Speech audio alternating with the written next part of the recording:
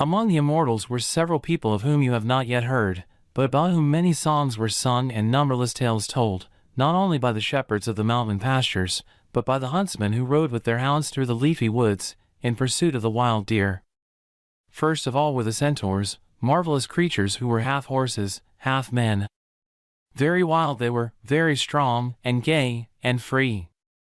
They lived in the green glades of the deep forests, and sometimes the sound of their galloping might be heard in the hush of the noonday heat, or, under the starlight, a glimpse caught of their eyes that shone like glowworms, and of their tossing manes of human hair. How startled anyone who saw them must have been! For they had strange men's faces with which they could peer through the branches, yet, when they took to flight, their 4 hoofs might clearly be seen kicking up the grass and moss as they sped away. Sometimes they would come and fight in the armies of the different kings. Now and then, if they took a fancy to a beautiful princess, they would steal her and carry her to their far-off hidden caves. Most of them knew no law but their own fancies, yet, strangely enough, one of their number, called Chiron, was a great teacher, and those kings who wanted their sons to grow up good, and brave, and wise, would send the young princes to spend their early years in fine old Chiron's school. Then, besides the centaurs, there was a very odd immortal, called Pan, who had the feet and legs not of a horse but of a goat, and who produced the loveliest music in the world from a sort of flute, made from a bunch of reeds. Pan knew all the secrets of the woods, where the nightingales nested and where the small furry rabbits were born. The hunters who went after the hares in the snow would always murmur a sort of little prayer to Pan. At one time he had been without his sweet-toned pipes, and he had come by them in a very strange manner. He had fallen in love with a beautiful nymph called Syrinx, as he saw her standing on the bank of a river, and, without waiting to see how she liked him, had sprung forward to catch her in his arms. Of course, Syrinx was terribly startled when such a fierce-looking lover, with tangled hair and a goat's feet and legs, suddenly bounded out of the thicket to embrace her. She gave a loud scream, and the kindly spirit of the earth on which she stood instantly turned her into a bunch of reeds. It was now Pan's turn to be startled. He had just seized her by her pretty slender waist, and there she was, turned into a bunch of reeds in his very arms.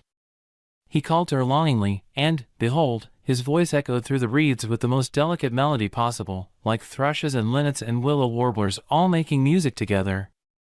Pan caught his breath with surprise and delight and called into the bunch of reeds a second time, very softly indeed. Again they gave back their pretty music. He was so pleased that he sat down by the riverbank, bound the reeds together with wax, and went on playing with them until nightfall. By that time, he had forgotten all about Syrinx and thought of nothing but the music of his reeds. And from that day to this he has made melody with them, wandering happily along the margins of the rivers, or through the meadows deep in summer flowers. Sometimes Pan's music would be interrupted by much gayer sounds, timbrels, and bells, and tambourines. Then, down the moonlit glades would come a rollicking company of merrymakers, laughing, shouting, and dancing around a beautiful youth, with a crown of vine leaves on his hair, who sat in a wonderful cart drawn by wild beasts. Sometimes these beasts were lions, sometimes they were panthers, and sometimes they were tawny leopards with spots all over their skins. This youth was Bacchus, and he had grown up in a cave among the wood nymphs. He was a great friend of Pan's, for he had known the man who was half a goat from the time when Pan, as a little baby, had been carried down from Olympus in Hermes' arms, cozily wrapped up in the warm skins of mountain hares. In fact, Pan and Bacchus were rather alike in some ways, in their love of music and laughter and the dances of fairies in moonlit forest glades. But, while Pan spent many lonely hours afoot on the snowy hill crests and among the rushing torrents, Bacchus never liked to be alone. He always wanted his friends to be singing and shouting around him as he drove about the woodlands in his car.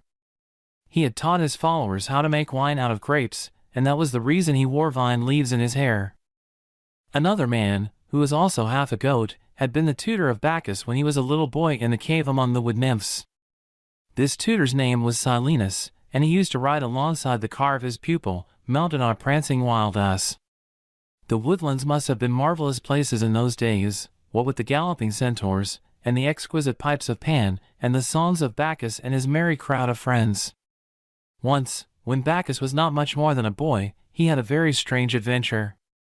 He was sitting on the rocks by the sea, with the sun shining on his thick, dark hair and his purple robe, when a ship came sailing along over the sparkling waters. In the ship were a company of pirates who, when they saw this handsome youth, thought he must certainly be the king's son. So they sprang ashore and kidnapped him, thinking they would be sure to get a large ransom for so grand a prince. But, when they tried to put bonds on his hands and feet, the cords fell away, and Bacchus just sat still, smiling quietly to himself, in the bows of the vessel. Then the helmsman understood, and cried out to his fellow pirates, "Madmen! You have captured no human prince, but one of the shining immortals. No ship will carry him away. Put him ashore before it is too late." But the captain of the ship laughed at the helmsman and ordered all sails set, to catch the wind. "This is a rich prince whom we have kidnapped," said he. "We will make him tell us where his money is, and steal it for ourselves." The pirates had just begun to hoist the sails when a marvelous thing happened. First of all, the whole ship began to run with sweet, fragrant wine. Then, out of the top of the mast, a vine commenced to grow, spreading its green leaves and purple bunches of grapes among the black pirate sails. After that, long trails of ivy were seen to be twining themselves below the vine, mingling their black berries with the grapes. Garlands of flowers appeared in other parts of the ship, and, instead of the prince whom they thought they had captured, the terrified crew saw a great lion standing in the bows. As he stood there, roaring loudly, a second wild beast, in the form of a bear, suddenly appeared amidships, and then, across the waves, came riding a great company of the followers of Bacchus, all mounted on forest animals, and all singing and shouting at the very top of their voices. Never was so strange a sight seen on the high seas before. While the pirates stood still, frozen with fear, staring at all these wonders, the lion sprang upon the captain and killed him. Then the terrified crew tried to escape. As there was nowhere for them to go, except the sea itself, they all flung themselves headfirst into the water. And, no sooner had their bodies touched the ripples than they were, everyone, turned into dolphins.